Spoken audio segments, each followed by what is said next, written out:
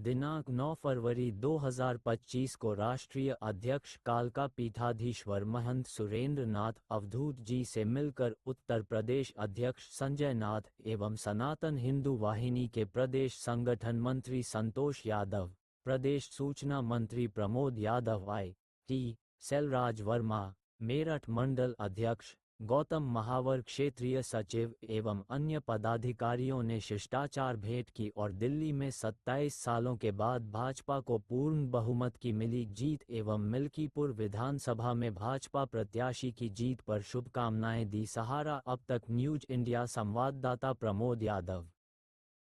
Good morning, Vande Mataram.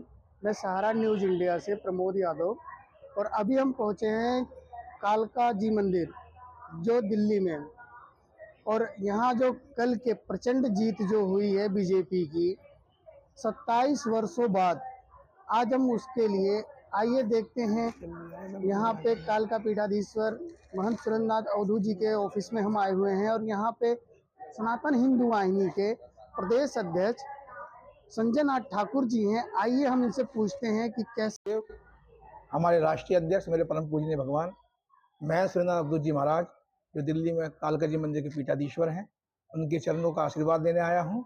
और साथ साथ मैं उनका भी धन्यवाद व्यक्त करना चाहता हूं, क्योंकि हम जब 4 तारीख में आए थे और मेरे गुरु जी का जन्म दिवस था, अवतरण दिवस था, तो उन्होंने जब ही भविष्यवाणी कर दी थी कि आप लोग बेचिंत रहे और दिल्ली में भाजपा की सरकार बन रही है।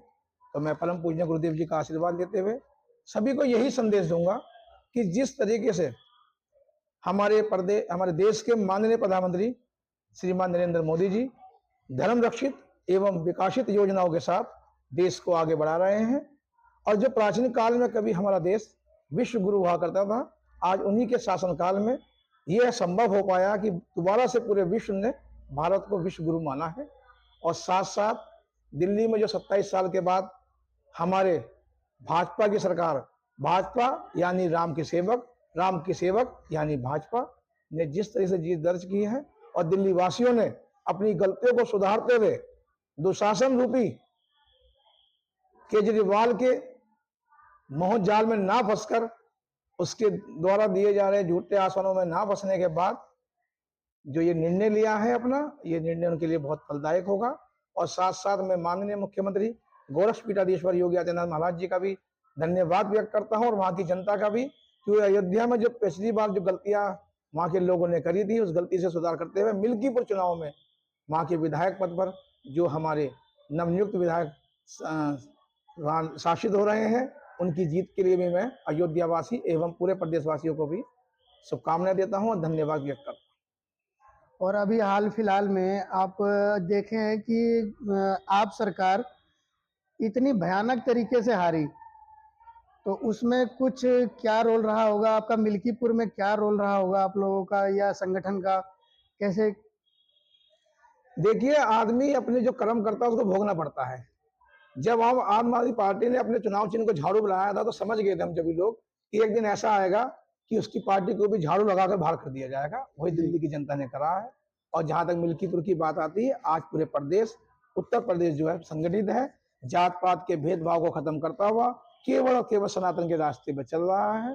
क्योंकि हमारे प्रदेश के माननीय मुख्यमंत्री गोरक्ष पीठाधीश्वर योगी आदित्यनाथ महाराज जी जो अपने द्वारा योजनाएं भेज रहे हैं, वो सभी लोगों तक समान तरीके से पहुंच रही है, जिसमें कोई भेदभाव नहीं है। और हमारे गुरुदेव सदैव यही बात कहते हैं कि आप लोग ना जात पात देखो, केवल और केवल धर्म के लिए काम करो। उसी के लिए गुरुदेव ने एक नई और हमें आज जिम्मेदारी देने जा रहे हैं कि संत शिरोमणि रविदास जी महाराज, जिनकी 648वीं जन्मतिथि के अवसर पर, उनके अवतरण दिवस के अवसर पर पूरे प्रदेश भर में सनातन हिंदू वाहिनी के कार्यकर्ता 12 तारीख से लेकर 19 तारीख तक लगातार कार्यक्रम आयोजित करेंगे, जिसमें सहभोग एवं आरती और सभी को समझाया जाएगा। क्योंकि संत शिरोमणि रविदास जी महाराज ने कहा है कि ऐसा चाहूं राज में मिले सभी को अन्न, छोट बड़ संग रहे रविदास रहे प्रसन्न।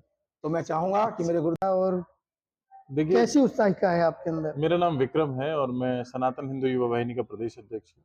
और ये मुझे लगता है कि केवल एक व्यक्ति या एक संगठन के योगदान की बात नहीं है, इसमें समूचे जो प्रदेशवासी हैं, जो वोटर थे, उनके योगदान की बात है। क्योंकि सभी ने इस बार बढ़ चढ़कर मतदान किया और भारतीय जनता पार्टी को विजयी बनाया। क्योंकि वर्तमान की जरूरत भी यही थी कि एक कुशासन की सरकार दिल्ली में चल रही थी, जहां पर पानी की समस्या हो, हॉस्पिटल की समस्या हो, रोड की समस्या हो, न जाने अनगिनत समस्याएं थी। उन समस्याओं से निजात पाने के लिए दिल्ली का वोटर निकला। उसने अपने हित के लिए, दिल्ली को सुशासित बनाने के लिए, दिल्ली को अच्छे राह पर लाने के लिए, दिल्ली में विकास के लिए भारतीय जनता पार्टी की सरकार को चुना। क्योंकि एक लंबे समय के बाद भारतीय जनता पार्टी की सरकार आई है, तो जितने भी हिंदूवादी संगठन हैं, चाहे सनातन हिंदू युवा वाहिनी है, उसका प्रत्येक कार्यकर्ता इस काम के लिए लामबंद था और जगह जगह जाकर लोगों को जागरूक कर रहा था, अवेयर कर रहा था कि इस बार वोट देना है और भारतीय जनता पार्टी के पक्ष में वोट देना है। और नरेंद्र मोदी जी का जो संकल्प है सभी को साथ लेकर चलने का और सभी को विकसित और विकास की बात करने का, तो उसके आधार पर वोट किया है। आपने अभी देखा, हम प्रदेश अध्यक्ष जी से बात किए थे। आइए अब हम मिलते हैं माननीय राष्ट्रीय अध्यक्ष जी से। आइए पूछते हैं, जो 27 वर्षों के बाद जो भाजपा ने जो सरकार बनाई है दिल्ली में, उसके बारे में और इस उत्साह में क्या संदेश देते हैं राष्ट्रीय जी से। आइए मिलते हैं जी सर। जनता के लिए क्या संदेश है अपने लिए? देखिए, अब संदेश नहीं, अब तो काम करने का समय है। जनता ने तो अपना जनादेश दे दिया और भाजपा को भारी मतों से जीता विजयी बना दिया। अब ये भाजपा की जिम्मेदारी है कि जो जो वायदे उन्होंने किए हैं उन पर वो खरे उतरे और जनता के लिए काम करें। और अपने संगठनों के लिए भी कुछ संदेश अपने पदाधिकारियों को? देखिए, परामर्श की बात है कि हमारे जो सनातन हिंदू वाहिनी ने उत्तर प्रदेश में बहुत अच्छा कार्य किया। मिल्कीपुर में भी जो है वहाँ उन्होंने कार्यक्रम आयोजित किया और भाजपा को विजय बनाने का आह्वान किया और उसका सुपरिणाम ये हुआ है कि वहाँ मिल्कीपुर में भी जो है भारी मतों से जो है भाजपा विजयी हुई है। अब जो है सनातन हिंदू वाहिनी संत रविदास जी की जयंती को मनाने का जो है कार्यक्रम तैयार कर रही है, जो 12 फरवरी से 19 फरवरी तक मनाया जाएगा और उनके 648वें जन्म के अवसर पर उत्तर प्रदेश के विभिन्न भागों में जो है संत रविदास जयंती का उत्सव मनाया जाएगा।